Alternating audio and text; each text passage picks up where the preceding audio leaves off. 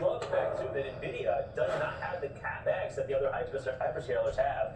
This got to be an over 8% position in a portfolio, or right under an 8% position in a portfolio. Scott, you called me out on the show, active and tactical. We trimmed this down to about just over a 6% position. It's been a 50+% move in the semiconductor space. Just this year alone, the last month, basically 30%. We're managing risk. So the concentrated portfolio is better than a 10% position in Nvidia still. So I still love the name, but for us, we've seen this run up, and then we have the Trump-Xi meeting at the time of this trim, Jensen was not joining that party. And then we have next week, we have Nvidia's earnings.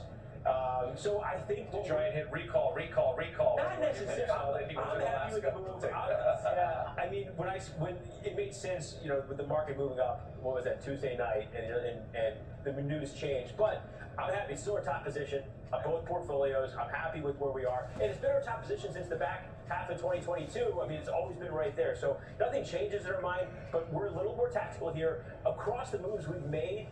Selling things that haven't had momentum and kind of trying to leaning into the semi space over the past month or two. It gets us in a really great spot. We have about 7% cash. I'm looking forward to, over the next week, next couple of months, to get to work.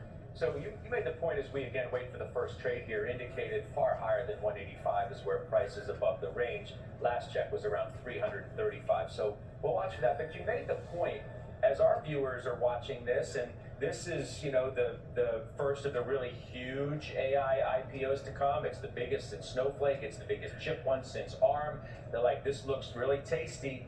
For me, you made the point with us when you were on a week or so ago that companies like this, maybe to a degree, not as much as a SpaceX or an Open or an Anthropic, have in a sense already IPO'd in the private market. So temper your expectations as a retail investor. Yeah, I always try to shoot straight when I come on here, and I see some of these retail investors placing bids, without limits, Josh, at $375, $400, in order to buy Cerebras stock. This is not a get-rich-quick scheme. This is a generational company that I believe, if you're in it for the next 2 or 3 years, will compound much higher, because we're on a generational and transformational wave around AI and inference, and they are delivering the inference factories to the world.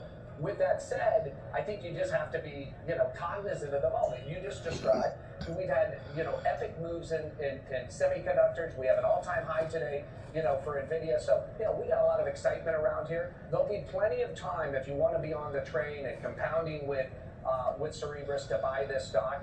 It obviously moved up on the pricing, didn't start at 185. We moved it up to 185.